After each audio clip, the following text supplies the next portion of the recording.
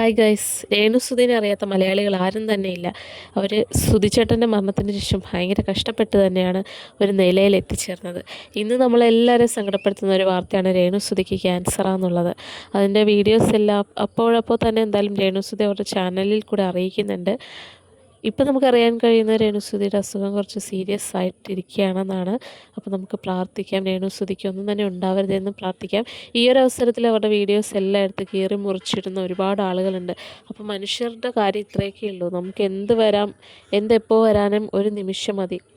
അത് നമുക്ക് എല്ലാവർക്കും ഇതിൽ നിന്ന് മനസ്സിലാക്കാവുന്ന കാര്യമാണ്. അപ്പോൾ ഈ ഒരു സമയത്ത് അവരുടെ വീഡിയോയിലായിട്ട് അവർ വീണ്ടും കീറി മുറിക്കുന്ന ഒരു കാര്യമില്ല.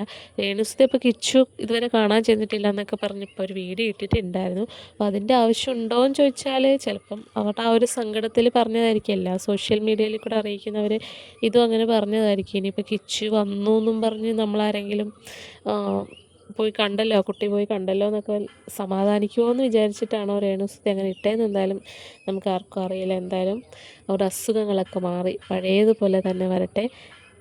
ഒരു കൊച്ചു കുഞ്ഞാണുള്ളത്, പിന്നെ മോനും ഉണ്ട്. അപ്പോൾ എല്ലാവർക്കും അമ്മയുടെ കൂടെ ജീവിക്കാനുള്ള ഭാഗ്യം കിട്ടട്ടെ എന്ന് നമ്മൾ പ്രാർത്ഥിക്കുകയാണ്. ഇനിയെങ്കിലും ആ ഒരു ആളെ വെറുതെ വിടുക, ആരും കീറി മുറിക്കരുത്. അപ്പോൾ രേണുസുധിയുടെ അസുഖം മാറാനായിട്ട് നമുക്ക് ഓരോരുത്തർക്കും പ്രാർത്ഥിക്കാം. മലയാളികൾക്ക് കൂടുതൽ പേര് നെഗറ്റീവാണ് പറയുന്നതെങ്കിൽ ഒരുപാട് പേർക്ക് രേണുസുധിനെ ഇഷ്ടമാണെന്നൊക്കെ എനിക്ക് തന്നെ അറിയാവുന്ന കാര്യമാണ്. കാരണം ഞാനും ബിഗ് ബോസ് സമയത്ത് വീഡിയോസൊക്കെ ഇട്ടപ്പോൾ എനിക്കത് നല്ലപോലെ അറിയാവുന്ന തന്നെ കാര്യമാണ്. അപ്പോൾ എന്തായാലും നമുക്കത് പ്രാർത്ഥിക്കാം. Thank you so much guys. നിങ്ങളിൽ